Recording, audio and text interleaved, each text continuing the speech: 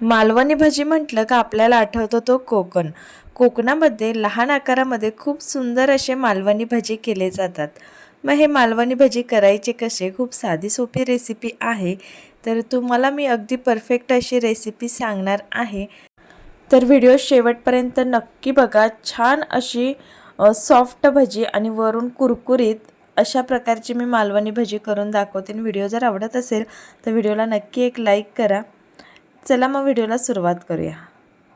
इथे मी 1 वाटी बेसन पीठ घेतलेलं आहे. छान असं दाबून पसरट वाटीमध्ये बेसन पीठ घेतलेलं आहे. आता ते आपण एका बाउलमध्ये काढून घ्यायचं आहे.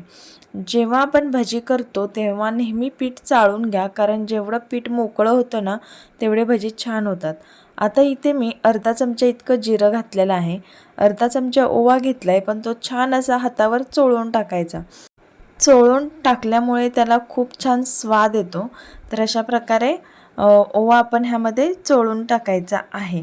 आता त्यानंतर एक मध्यम आकाराचा अगदी बारीक चिरलेला कांदा यामध्ये घालायचा आहे.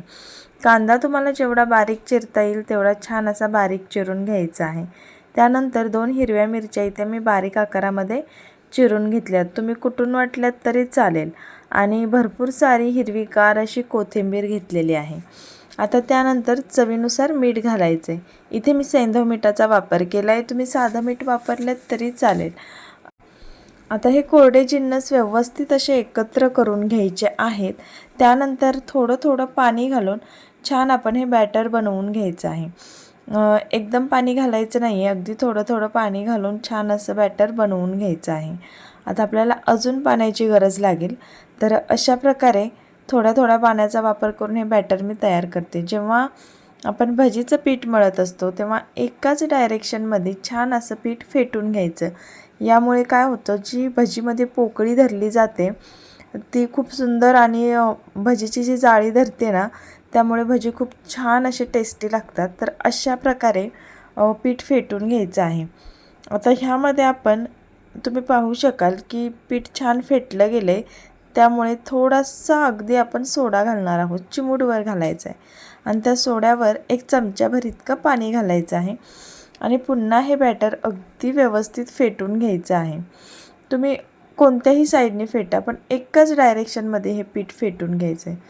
तुम्ही पाहू शकाल मस्त आपलं भज्यांचं लुसलुशीत पीठ तयार झालेलं आहे. आता एका कढईमध्ये आपण तेल तापण्यासाठी ठेवलेलं आहे.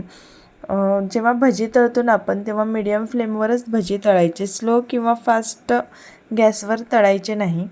तर अगदी छोट्या छोट्या आकारामध्ये छान असे भजी आता आपण टाकून घेणार आहोत. स्लो गॅसवर जर आपण भजी तळले तर भजीमध्ये खूप तेल राहतं आणि मोठ्या गॅसवर जर भजी तळले तर करपले जाऊ शकतात किंवा पटकन भजी भाजले जातात आणि आपल्याला वाटतं आपले भजी परफेक्ट तयार झालेले आहेत, परंतु ते आतनं कच्चे राहू शकतात. त्यामुळे मीडियम फ्लेमवरच छान असे भजी तुम्ही तळून घ्यायचे आहेत.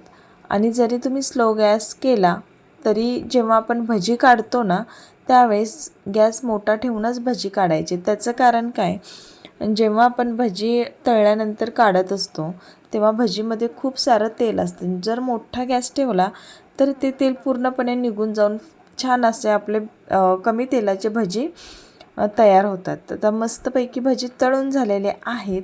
आता हे आपण काढून घेऊयात. तुम्ही पाहू शकाल पटकन तेल देखील नितळलं गेलेलं आहे आणि छान असे कमी तेलाचे भजी मस्त तयार झालेत.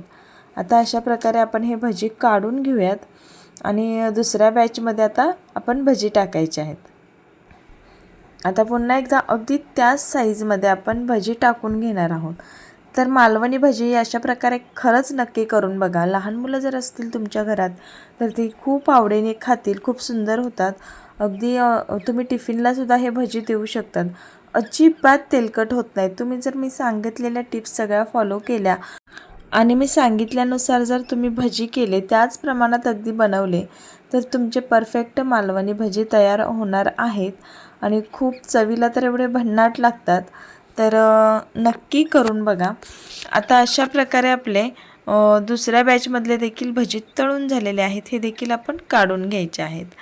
तर चला मग तुम्हाला हा व्हिडिओ कसा वाटला नक्की मला कमेंट करून कळवा.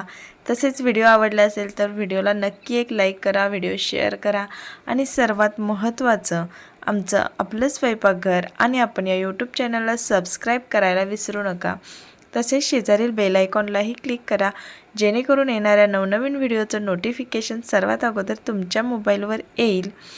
तर हे भजी नक्की ट्राय करा. छान असे आतून पोकळी धरलेले मस्त बघा तुम्ही, एकदम अशी जाळी धरलेली आहेत आणि वरून छान असे कुरकुरीत असे आपले मालवणी भजी तयार झालेले आहेत.